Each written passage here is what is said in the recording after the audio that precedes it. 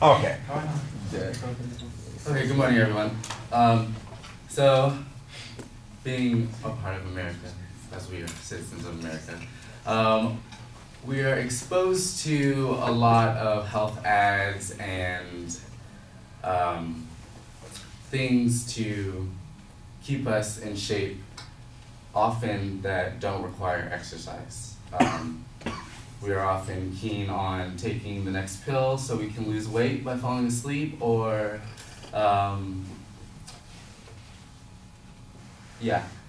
and with men's magazines, we often compare ourselves to their bodies, and even with women's health magazines, they compare themselves to their bodies, saying, I want that, why can't I be in shape? Oftentimes without trying to acquire it, just wishing for it.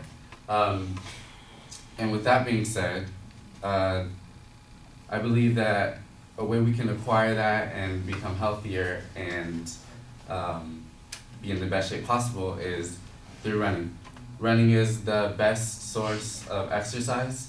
It's one of the basics in exercise. From being very little to even in college and as adults, running is one of the basics. If you've played sports or done PE, you pretty much start off with running. That's part of your workout, it's cardio. You run a couple of laps or do a mile or something. So running is important. With my first point, through maintaining a regular running schedule, you can become healthier than ever before. Of course, with a balanced meal, I mean, you have to eat right. You can't just run and wish to lose weight and get in shape without eating right. A study was shown that if you run 2.5 hours a week, just 2.5 hours a week, you're lessening your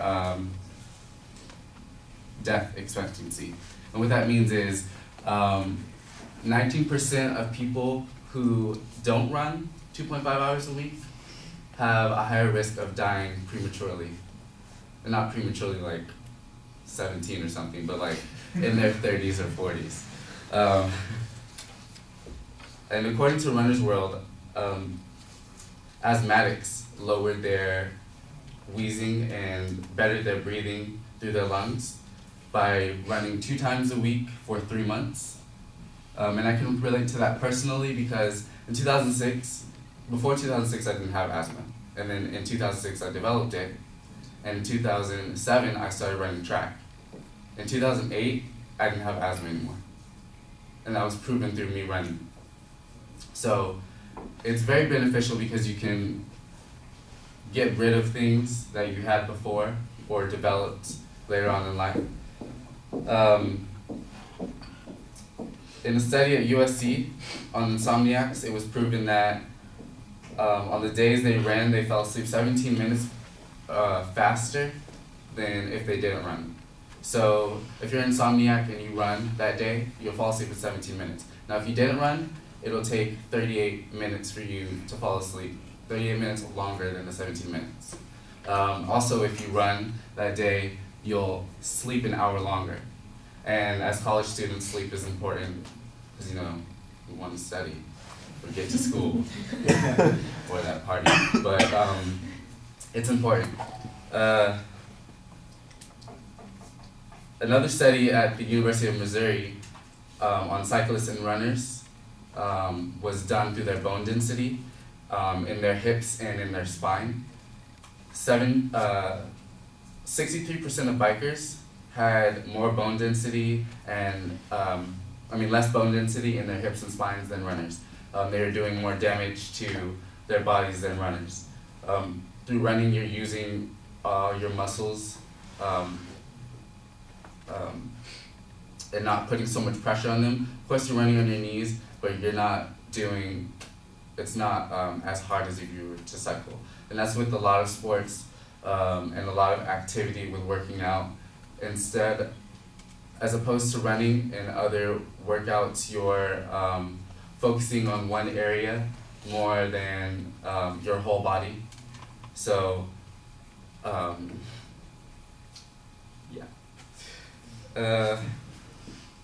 Another way running is good is it allows us to stay tone and in shape.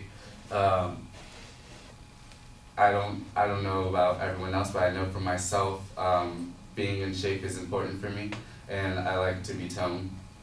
I don't necessarily want to be super buff, honestly, because I don't have the head or neck for that. But it's important for me to be in tone and in shape.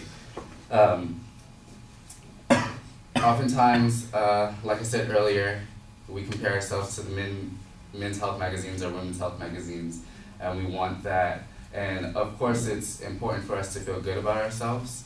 And a way we can feel good about ourselves is through running. According to Jason Fitzgerald, a journalist and avid runner, running lowers the stress levels of people.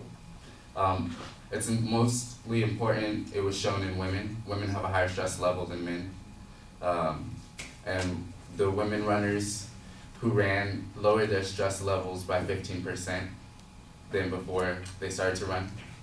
And I think it's important not to stress as much because who needs stress? It makes you worry more, you don't focus that much on things. If you alleviate the stress, then you're more calm.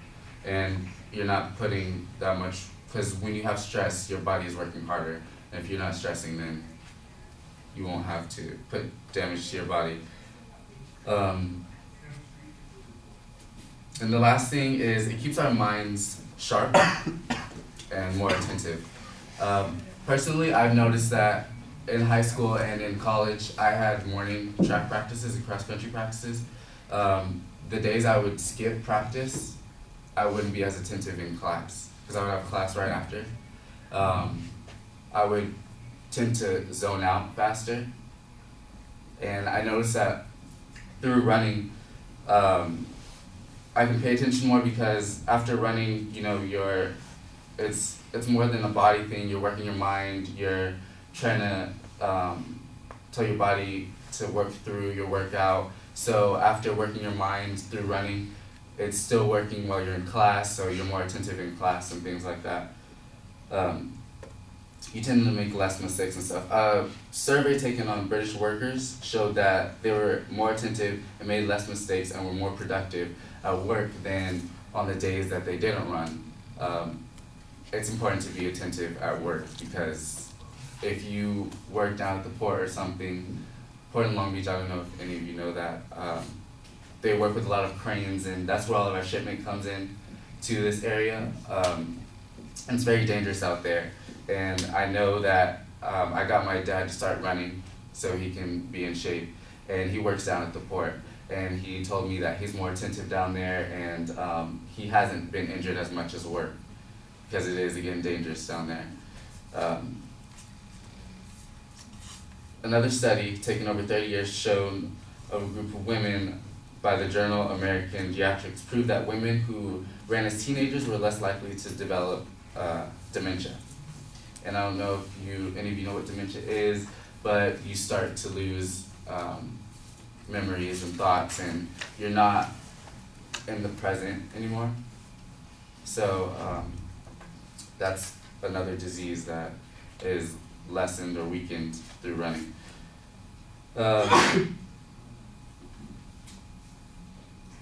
In conclusion, running can make you healthier, and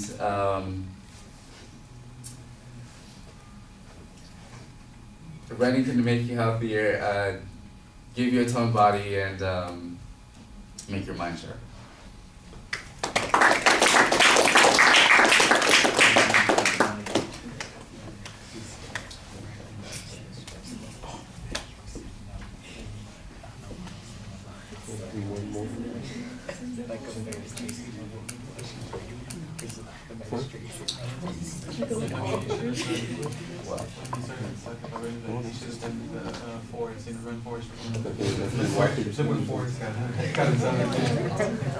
Alex, what did you think? I thought the introduction started a little slow, but as it built up, it was pretty clear.